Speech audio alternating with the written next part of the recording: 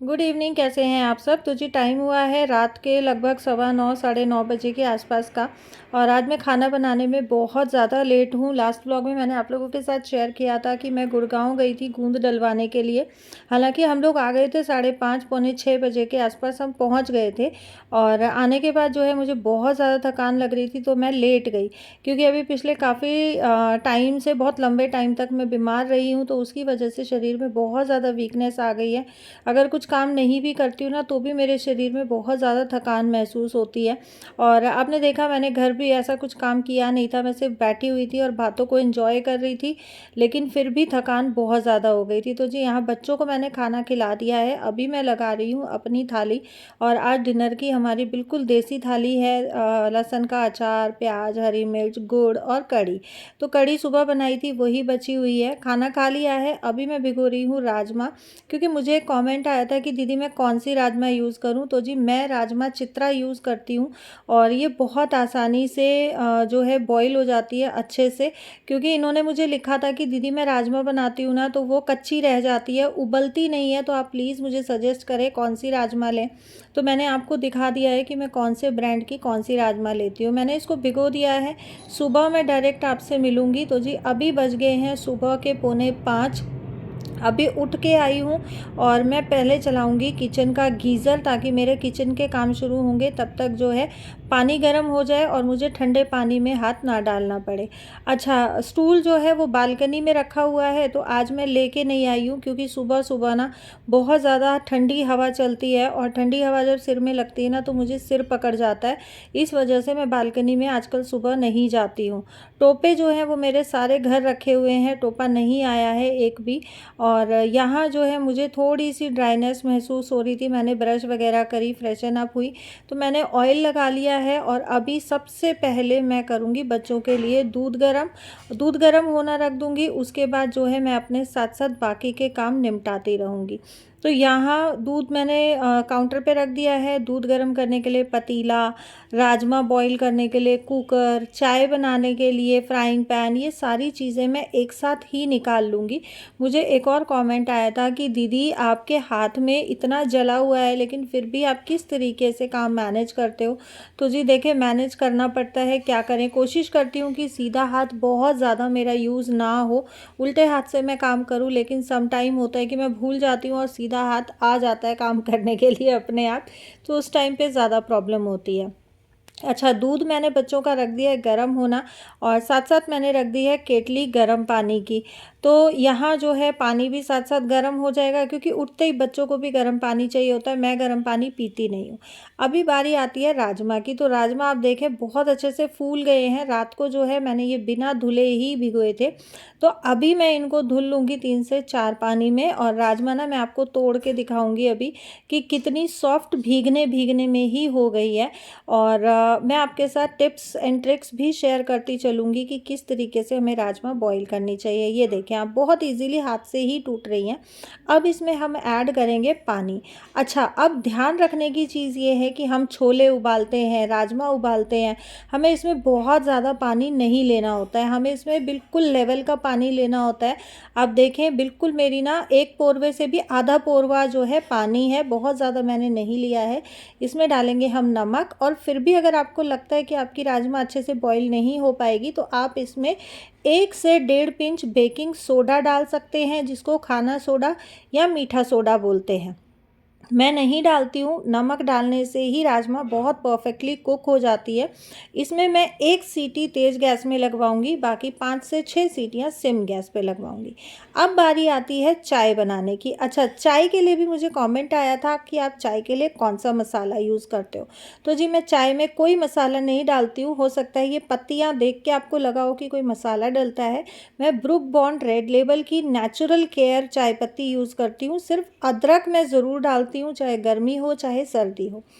एक और मुझे कमेंट आया था कि दीदी आपका जो इंडक्शन है उस पे निशान हो गया, वो कैसा है? तो जी ये इंडक्शन का जो बेस है ये जल गया, क्योंकि एक्चुअली ये डिस्प्ले जो है ये प्लास्टिक का है। और मैं एक दिन घी गरम कर रही थी, हाथ मेरा जला हुआ है, तो वो कटोरी मेरे से पकड़ी नहीं गई, मैंने ऐसे ही सरका दी डिस्प्ले पे, और ये पूरा डिस्प्ले जो है नीचे से कटोरी पे चिपक गया और पूरा अंदर तक इसमें छेद हो गया। आज मैंने बहुत सारे कमेंट्स को रिप्लाई किया है, क्योंकि मैं डेली भूल जाती हूँ कमेंट्स को रिप्लाई करना। मैं सोचती हूँ कि मैं रिप्लाई करूँगी बट फिर रह जाते हैं, बट आज मैंने ध्यान से मैंने ऑलमोस्ट सभी कमेंट्स को कवर किया है। चाय भी जो है हमारी बन के रेडी हो गई है। चाय पिएंगे और उसके बाद फिर हम काम शुरू करेंगे, लेकिन चाय पीने से पहले मुझे एक काम और करना है, क्योंकि मैं साथ साथ कर रही हूँ नाश्ते की तैयारी, और नाश्ता मुझे बना लेना होता है 7:15 7:30 बजे तक।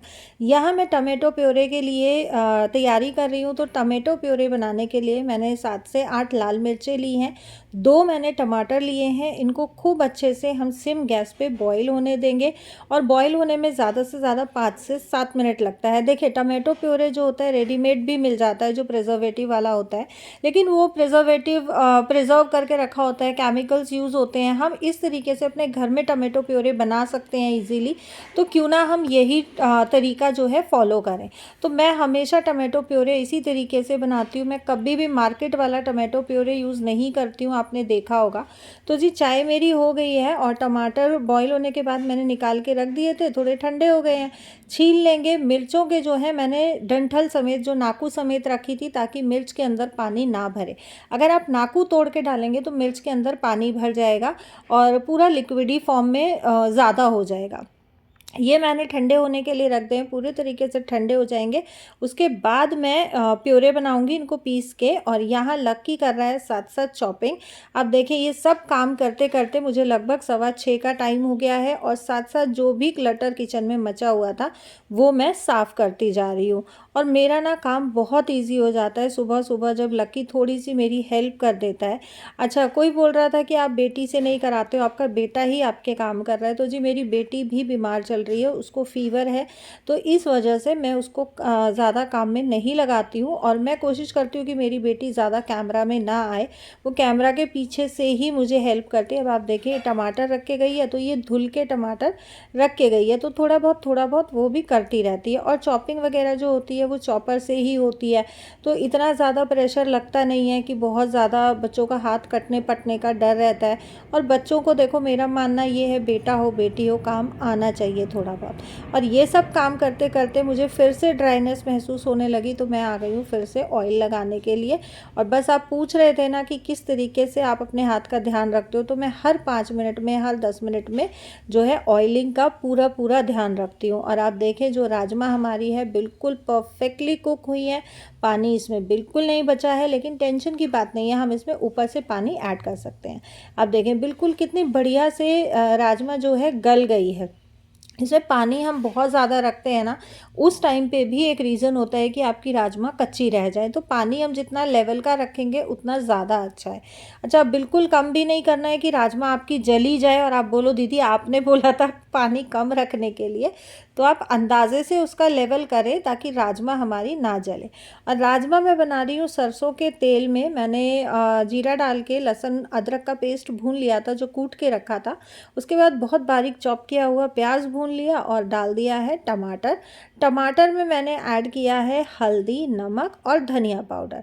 अच्छा, अभी हमने प्योरे नहीं डाला है। 2 मैंने टमाटर की जो है पेस्ट ली है, और 2 टमाटर की मैंने प्योरे बनाई है। जो टमाटर और मिर्च हमने बॉईल किया था उस पानी को हम फेंकेंगे नहीं, वो हम ग्रेवी में यूज़ करेंगे। टमाटर जो है मैंने मसालों के साथ अच्छे से भून लिया है।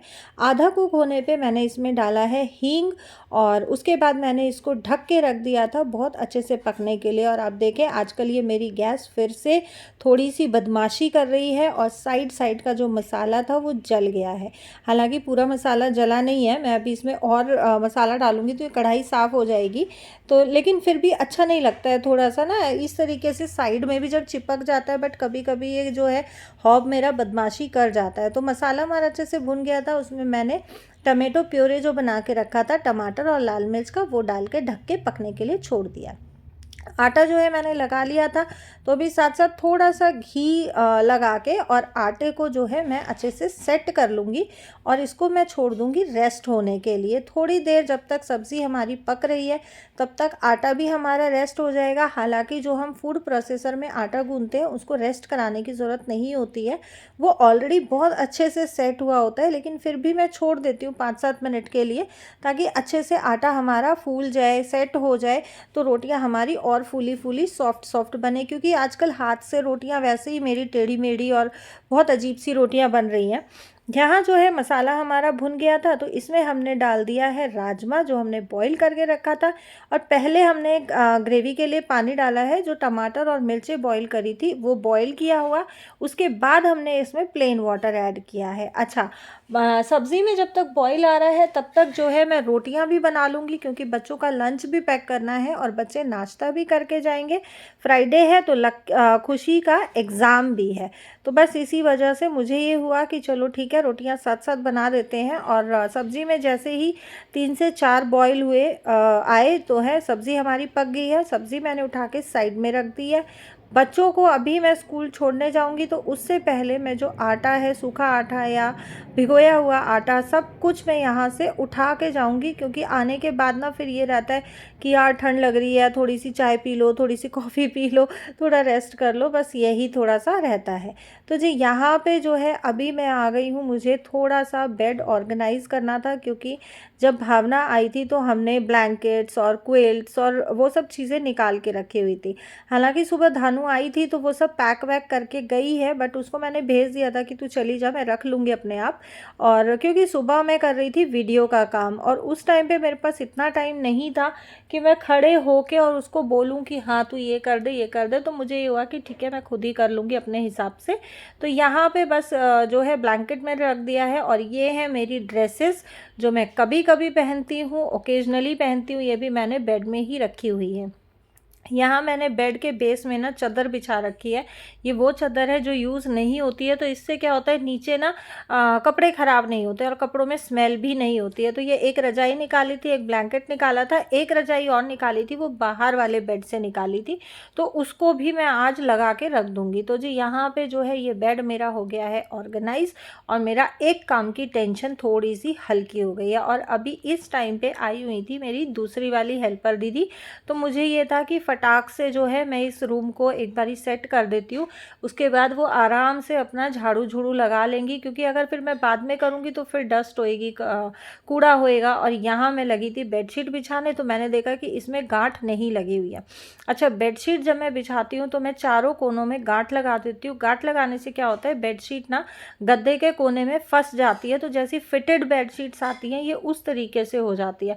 तो हमें ना तो ज़्यादा बेडशीट के साथ खींचातानी करनी पड़ती है, और ना ही जब बच्चे पूरा दिन बेड पे चाहे बैठे रहो, खेलते रहो, कैसे किसी तरीके से भी बैठो उठो, बेडशीट जो है हमारी निकलती नहीं है जो हम दबा के रखते, तो पूरा दिन हमारा बेड बहुत अच्छे से ऑर्गेनाइज रहता है। तो ये एक बहुत अच्छा ऑप्शन है कि बजाय हम फिटेड बेडशीट्स में इन्वेस्ट करने के, हम अपनी नॉर्मल बेडशीट में चारों कोनों पे गांठ लगा ले, क्योंकि फिटेड बेडशीट्स नॉर्मल बेडशीट से थोड़ी सी कॉस्टली पड़ती है। और यहाँ जो ये बेड पे मैंने अभी सूट और एक बॉक्स रखा है, तो ये भावना लेके आई थी, 2 गरम सूट हैं और एक साड़ी है। मैंने आपके साथ अभी शेयर नहीं किया है, लेकिन बहुत जल्दी मैं आप लोगों के साथ शेयर करूँगी। आप लोग पूछ भी रहे थे कि भावना क्या लेके आई आपके लिए, तो बस मैं आप लोगों के साथ शेयर करूँगी आने वाली 1-2 वीडियोज़ में। और यहाँ जो है मेरी कबर्ड भी बहुत अनऑर्गेनाइज हुई पड़ी थी, तो मुझे ये हुआ कि आज मेरे पास थोड़ा सा टाइम है, तो मैं फटाक से इसको भी ऑर्गेनाइज़ कर लेती हूँ। और मेरे ये कबर्ड के ना जो पल्ले हैं इनके कब्जे निकले हुए हैं, तो ये पूरी तरीके से खुल नहीं पाती है, बस इतनी ही खुल रही है। और मुझे ये था कि अगर मैंने ज़बरदस्ती इसको पूरा खोला तो ऐसा ना हो ये पल्ला गिर आके और मेरे सिर पे गिर जाए, तो बस मैं बहुत डर डर के इसको खोल रही थी। और यहाँ जो है पूरी को खाली करके मैंने अच्छे से कपड़े से साफ़ कर लिया है। और इसमें ये पैंटें ना मुझे लग रहा था जैसे लकी की मेरे में रखी हुई है, खुशी की रखी हुई है, क्योंकि धानु क्या करती है वो सिर्फ पैंट देखती है और किसी का भी किसी के भी कबर्ड में रख देती है। हालांकि वो सुबह बोल रही थी कि आप नहीं करना, कल आके मैं कर दूंगी, पर फिर मुझे ये हुआ कि मैं एक बार कपड़े इसमें से छांट लेती हूँ, जो मेरे हैं वो मैं लगा देती हूँ, क्योंकि मेरे हाथ से प्रॉपरली लग भी नहीं रहे हैं। आप देखें अभी भी बहुत अनइवन सा है, बट फिर भी मैंने कर दिया। और अभी मैं आ गई हूँ फाइनली बाहर वाले रूम में। इस रूम में जो क्विल्ट रखनी थी वो मैं रख चुकी हूँ, क्योंकि वो मैंने रखवाई थी खुशी के पापा से। ये वाले बेड का पल्ला जो दीवार की साइड है वो उठाने में थोड़ी सी डिफ़िकल्टी होती है, तो मैंने खुशी के पापा से रखवाई थी, तो वो मैंने शूट नहीं किया है। अभी इस टाइम पे खुशी के पापा चले गए हैं ऑफिस और मैं कर रही हूँ बेड साफ़, क्योंकि मुझे इस बेड की बेडशीट चेंज करनी थी। ये बेडशीट बिछे हुए लगभग 3 से 4 दिन हो गए हैं। हालांकि मेरे बच्चे बड़े बड़े हैं तो इतनी जल्दी बेडशीट्स मेरी गंदी होती नहीं है, लेकिन फिर भी ये रहता है कि चलो ठीक है यार, चेंज कर देते हैं। नहीं अच्छा लगता ना, थोड़ा सा अजीब सा लगता है जब बेडशीट बिछे हुए कई दिन हो जाते हैं। तो बस यहाँ इस बेड की भी बेडशीट जो है मैंने चेंज कर दी है। और मेरी मोस्टली सभी बेडशीट्स के कोनों में गांठ बंधी हुई है। धुलते टाइम या सुखाते टाइम धानु बोलती दीदी खोल देती हूँ। मैं कहा नहीं भाई खोलो नहीं, इसको हम गांठ लगे लगे ही धो देंगे, फिर बाद में नहीं होता है वो वैसे ही बिना गांठ के बिछा देती है। तो जी यहाँ फाइनली ये बेड भी मेरा, ये रूम भी हो गया है मेरा सेट। और बेड साफ़ हो जाते हैं ना, फिर ऐसा लगता है कि ओहो रूम पूरा अच्छे से ऑर्गेनाइज हो गया है। तो इस वीडियो को करेंगे यहीं पे एंड मिलेंगे कल आपसे एक नई वीडियो के साथ।